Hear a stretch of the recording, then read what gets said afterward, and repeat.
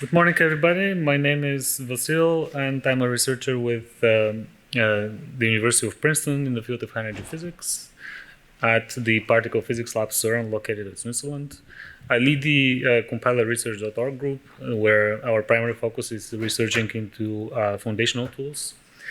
And over the last decade, we have developed an interactive C++ interpreter called Clink in the field of high energy physics in our data analysis workflows. And it's been in production since 8 years or so, and it has been used to process more than 1 exabyte of data by around 10,000 scientists to publish around 1,000 papers in one of the top-tier top-tier conferences. And some of the recent results include the observation of gravitational waves, for example. But in short, we like to build big machines and turn them on and see what happens. C++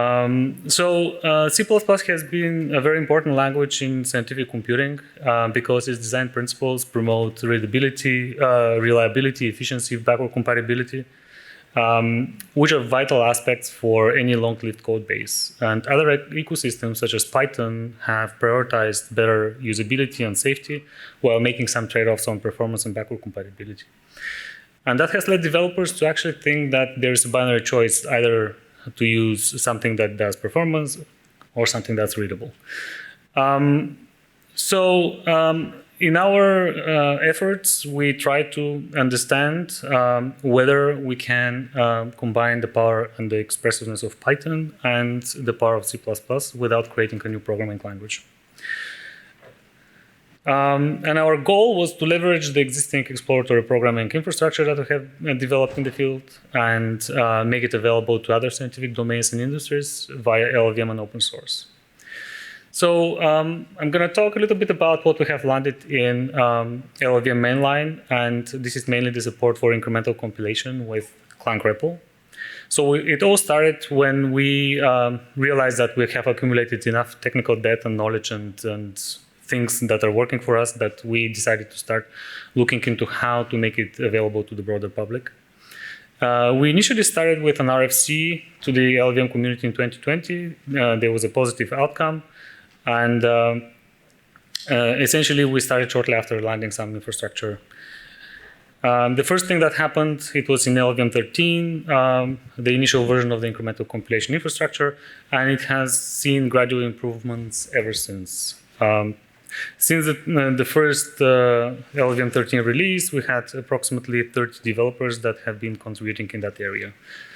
So in terms of maybe the most boring part of it was that we managed to offload some of the essential patches that we have developed in our internal forks, because Clang-Repl actually allows us to describe the things that we want to do and to have an environment which allowed us to test the things that we wanted to be able to support.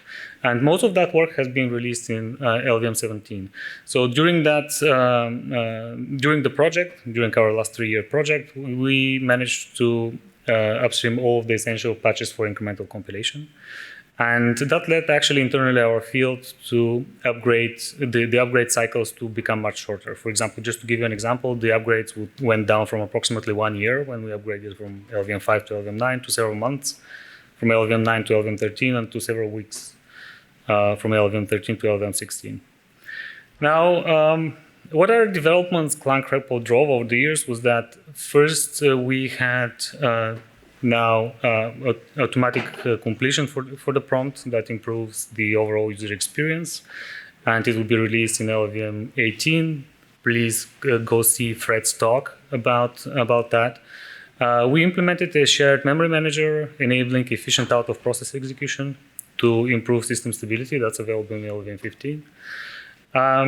We also have implemented some infrastructure in program reoptimization. You probably can learn more if you see the talk from Sung-Hoo Kim from yesterday. That's going to be probably published in a couple of weeks from now.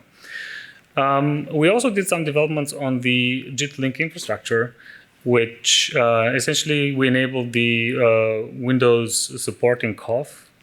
We did LLVM 64 on Unix and helped somebody else do LLVM 32 on Unix as well. So we had the first JIT program in RISC-V, which is kind of nice, and we also helped external companies, IBM in that case, to provide a PowerPC backend that's going to be available in LLVM 18. Now, the other thing that we started looking into is how we can interactively use CUDA. And in that case, we essentially implemented a new way how we can pass PTX code down to the device. And the Clang-Repl actually found a bug or two in the Clang CUDA implementation. Now that we have built all of the basic infrastructure that we have, now let's look into something that's more interesting and how to make C++ and Python interoperable.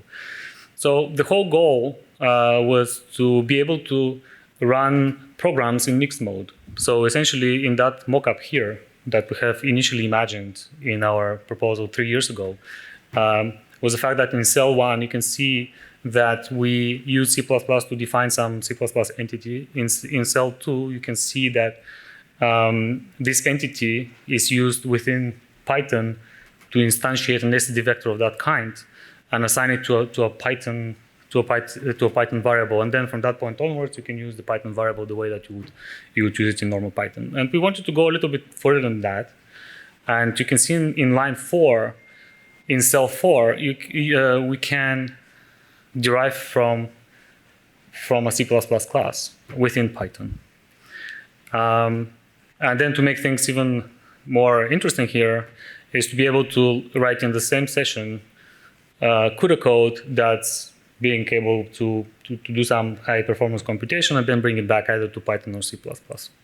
So this was our original idea here. And of course, the challenge in these systems is that how do you cross the language boundaries? And in many cases, people do marshalling or some implementations to print variables on text files and then read them back. So here what we want to do is we want to do the incremental compiler infrastructure to cross the language barrier in an efficient way.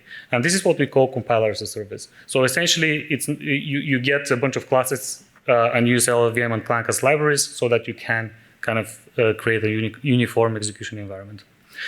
And what we have done afterwards is we enabled Clang-Repl in data science. So there is this Jupyter Notebook interface where data scientists that's a de facto standard, where if you implement a certain interface, that you can enable your executor to run code. So the system would pass code to us. And then that's Zeus Clang-Repl, which essentially enables incremental C++ with interoperability extensions in Jupyter by implementing that kernel protocol. So how we did that is we use a technology that was in-house developed, which is called CPPYY. I didn't invent that name, but you can feel the pain in it. Is a C, Python, and PyPy extension using their C API. It offers automatic on-demand mapping between Python and C++ concepts. So the way that it's done is that we use the way that the Python parser infrastructure works, and then we hook up our interpreter because now we have a dynamic C++ compiler behind, which is able to provide us with lookup resolutions and build the relevant C++ Python classes. So essentially, while we're parsing, we can do mapping of C++ entities. And this approach is quite powerful. It has been in servicing for 20 years, and it has had a bunch of upgrades and so on. But the biggest advantage is that you can apply it to any library without expecting the author to provide Python bindings or any other support. Now, what we did within our project is that we wanted to move that project closer to the LLVM orbit. And that means that we wanted to build a staging area for a CPP interop, which essentially targets in interoperability primitives for C++ to enable crosstalk in an automatic way. You don't need to write Swig. You don't need to write any wrapper classes. But it's not limited to Python. It can also work for D or Julia. And I think one of the packages in Julia follows a similar approach. The library allows replacing the CPP-YY backend with a specialized and more robust interop. And that allows us to move to newer C++ versions or to newer CUDA versions and to implement features in much faster manner. What we have done also in terms of tutorials and community outreach, and if you are new to the compiler as a service infrastructure, you can go and visit that tutorial. It has like a nice set of like examples where you can start off and see what kind of programming model you can use there and what it could enable for your particular use case. Over the years, we have been very open. So we have hosted like open virtual team meetings, and we have been having monthly meetings. We have had invited speakers from companies such as Apple, HZDR, Quantstack, Max Planck, LBL, CERN, and Electronic Arts. We've been mentoring students, a lot of them, around 20 or so. And we have had 3 technical documentation writers. Now, I'm rushing the slides a little bit because I really want to show you a demo, because a demo can replace 1,000 slides. But what this concept enables is many people think it's a REPL, so you just type stuff in it and then it gives you back and that's it. So the whole point is that now we have infrastructure that allows to think the way that we develop in a different way. Because normally when you develop, you have like these very distinct phases between development, deployments, the starting phase and the execution phase of the program. And normally when you develop, you have like an abstract machine in mind and an abstract user base. The more users you get, the better. But then in the end, when things get deployed, things become very concrete. You have like a specific target machine, specific set of users, and you can do much more than what the static compiler can do. And normally the static compiler would let you, if not force you, do a lot of computation offline. And that's good because you would be folding up operations. However, there are opportunities that we can use, misuse, or abuse, depending on our purposes. But at these different phases, we can have different set of optimizations that we can apply. For example, the ahead of time optimizations that when you know your target, you can do certain things at deployment time. Just in time, when you run your binary, things get loaded into memory. You can do certain amount of optimizations there as well. And then the continuous optimization that we saw from Sunho's work yesterday allows us to kind of record the execution information and then make use of it. And here, the static compiler and the runtime and the compiler as a service can help each other. It's not like either or. In these cases, for example, in certain operations can be deferred until runtime. And that's like, for example, when you want to instantiate templates in libraries. Instead of like having this combinatorial explosion where we need to pre-instantiate a lot of templates, we can defer that operation until runtime. And we're going to gain performance or we're going to reduce our binary sizes. And the inverse, we can record information about the runtime or the target architecture and then feed it back within the compilation process. And this is what PGO does in a certain way. So we have achieved quite a lot over the 3 years, and I'm pretty happy, but there's a lot of things that we can do. One of the things is that we want to continue the open meetings policy. We want to continue bug fixing and stabilizing Clang-Repl. We want to continue developing tutorials, and then we want to reach out to more people to actually help them understand what they can use that technology for. Now, so far I have sailed well, but I want to give you a live demo how things actually are. Before that, I'll give you some context. So in the first demo, we're going to see our mockup. So I don't want to go through it again here, but essentially our mockup now that we photoshopped, we can get it to work. I'm going to show you a very quick demo on OpenMP, so how you can run like OpenMP programs within Jupyter. And then in the end, I'm going to show you a quick demo on how you could mix Python, C++, and CUDA within the same cell to do different operations. We have another one, which I don't think I'll have time to show, but we can scale to bigger workflows or to solve bigger problems, like in this case, it's a Kalman filter. So Now, if I move my browser, can you guys see it? Yes. So here's a Jupyter notebook system that here's how it looks like, and each cell is here written in a different programming language. You can see here that we can execute the C++ thing, and then we can go with this ampersand Python, and then we say, we are now in Python mode. So now you can see that here we say cppyy SED vector of S. So basically S is like a meta class that comes from the C++ land. And what's going to happen here is that we're going to instantiate that template and stuff it back like this. Oh, okay.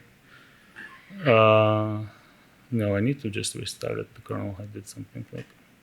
So this is one of the things that we also want to fix, where I don't see it here.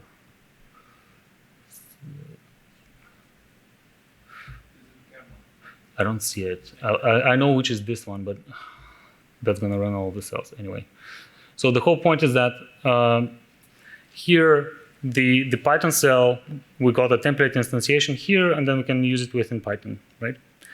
Now, what we did here, and the next element is that we derived this class from Python, and then use it, and then we can print it.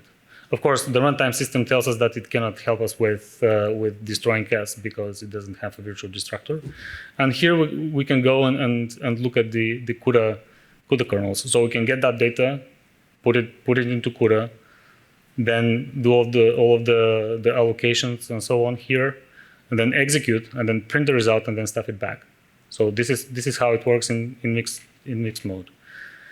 Now, if you go to the next example here, we are in a different mode, and we have OpenMP. So we have like a compiler behind, and our OpenMP program can start in normal OpenMP setup. Then what we can do here is that we use our library to load the OpenMP runtime, then run it, and we get multiple threads.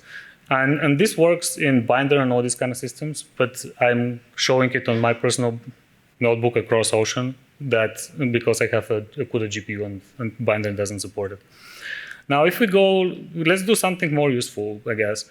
We have like an image that we want to make black and white, and de-emphasize on like the detector of CERN, and emphasize a little bit more on the Alps, right? And this is like a highly parallel process, so it would make more sense to actually do it in a parallel system like CUDA, right? But at the same time, you can see here that's the kernel that would brighten or underexpose pixel based on my threshold value. Then I'm gonna, set some basic settings. I'm gonna rerun it. Sorry about that. I don't know what's happening. It's the live demo effect. So I can run it here, and then you can see I can install certain Python packages.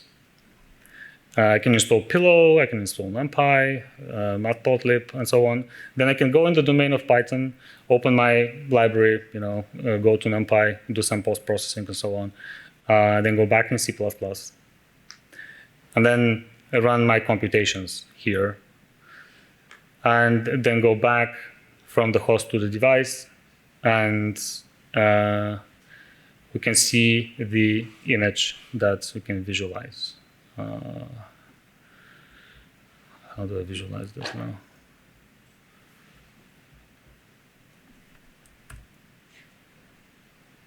Hold on.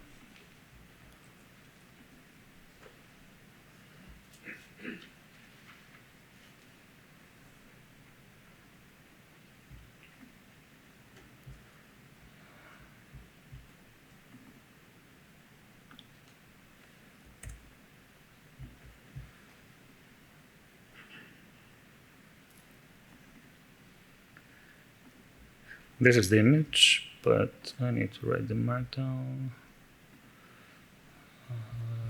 code, then you go to markdown, then into results. It has a weird caching problem in Jupyter that I need to figure it out. .jpg. Is that what I need to do? Yes. There we go. And now we have this under overexposed. So a big note of gratitude to the community that has been supporting that work and invested a lot of intellectual work. And thank you. Thank you.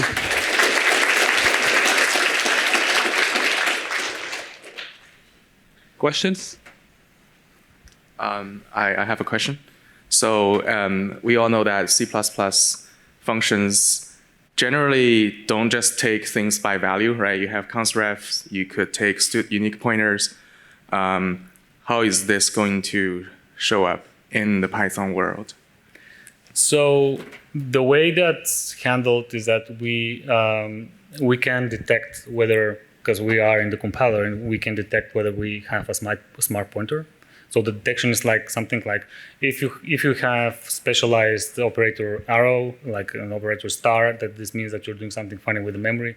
This means that Python doesn't need to do anything. So we leave that the C++ runtime to deal with it.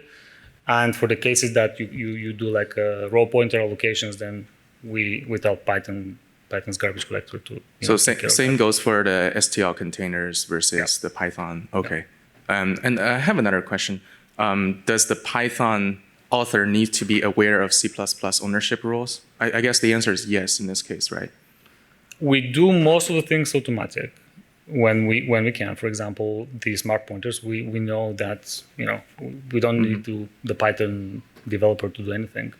But there are certain patterns that you use that you need to export. What we do is we look at the LLVM IR and then we try to guess and see whether we need to do something with the ownership.